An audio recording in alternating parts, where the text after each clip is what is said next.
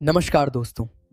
आज हम जिस विषय पर बात करने जा रहे हैं वो विषय सिर्फ किताबों तक सीमित नहीं है। यह विषय हमारी रोज की जिंदगी से सीधा जुड़ा हुआ है। इस निबंध का नाम है बातचीत। हम सुबह उठते ही किसी से बात करते हैं, घर में, स्कूल में, दोस्तों से, मोबाइल पर। लेकिन क्या आपने कभी सोचा है कि बातचीत इतनी जरूरी क्यों है? अगर मनुष्य बोल न पाता तो दुनिया कैसी होती? इन्हीं सवालों का जवाब हमें इस निबंध में मिलता है। इस निबंध के लेखक हैं बालकृष्ण भट्ट। बालकृष्ण भट्ट हिंदी साहित्य के प्रसिद्ध निबंधकार थे। उनका जन्म 23 जून 1844 ईस्वी में हुआ था। उनका जन्म स्थान था इलाहाबाद, जिसे आज प्रयागराज कहा जाता है। उनके पिता का नाम था बेनी प्रसाद भट्ट।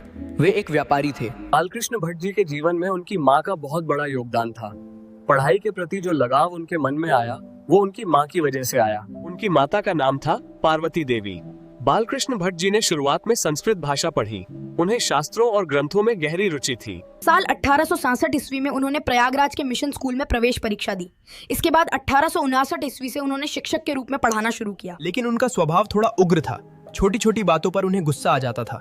इसी कारण 1888 ईस्वी में उन्हें शिक्षक की नौकरी छोड़नी पड़ी। नौकरी छोड़ने के बाद उन्होंने अपने पिता का व्यवसाय संभालने की सोची, लेकिन घर में भाइयों के बीच लगातार झगड़े होने लगे। हर भाई व्यवसाय अपने हाथ में लेना चाहता था। इस कारण घर की आर्थिक स्थिति धीरे धीरे बहुत खराब हो गई। तब बालकृष्ण भट्ट जी ने अपने जीवन का सबसे बड़ा फैसला लिया। उन्होंने कहा, अब मैं किसी और काम में नहीं, पूरा जीवन साहित्य को दूंगा। बालकृष्ण भट्ट जी भारतेंदु हरिश्चंद्र से बहुत प्रभावित थे।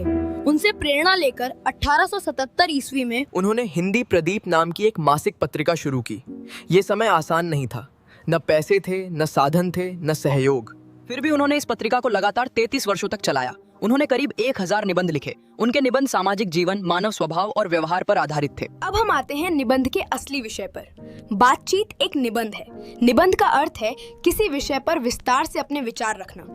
इस निबंध में लेखक ने बातचीत को मनुष्य की सबसे बड़ी आवश्यकता बताया है। लेखक कहते हैं, ईश्वर ने मनुष्य को कई शक्तियां दी हैं, लेकिन उन सभी शक्तियों में सबसे बड़ी शक्ति है वाक शक्ति। वाक शक्ति का मतलब है बोलने की शक्ति। अगर मनुष्य बोल ना पाता तो न वो अपनी बात समझा पाता, न दूसरों की बात समझ पाता। ऐसे में मनुष्य एक कोने में लाचार बैठा रहता। लेखक भाषण और बातचीत का अंतर समझाते हैं। भाषण में भागत, एक आदमी मंच पर होता है, बाकी लोग नीचे बैठकर सुनते हैं, बीच में ताली बजती है। लेकिन बातचीत में कोई मंच नहीं होता, कोई ताली नहीं होती। दो लोग बराबरी से बात करते हैं। बातचीत सहज होती है, सरल होती है। लेखक कहते हैं, बातचीत मनुष्य के लिए उतनी ही जरूरी है जितनी खाना और पानी। जब हम किसी अपने से दिल खोलकर बात करते हैं तो मन हल्का हो जाता है।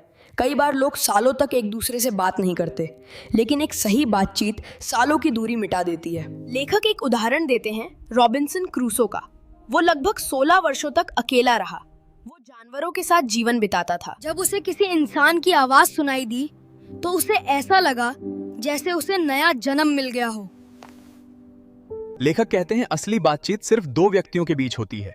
जब दो लोग शांत मन से बैठकर बात करते हैं तो एक दूसरे के गुण अपनाते हैं। लेखक दूध और पानी का उदाहरण देते हैं। जैसे गर्म दूध ठंडे पानी के पास रखने से दोनों का ताप बदल जाता है, वैसे ही मनुष्य भी एक दूसरे से प्रभावित होता है। लेखक बताते हैं, बूढ़े लोग अक्सर पुराने समय की बातें करते हैं।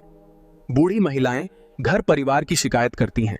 युवक खेल, शरारत और स्टेटस की बातें करते हैं। बच्चे अपने टीचर की बुराई और दोस्तों की तारीफ करते हैं।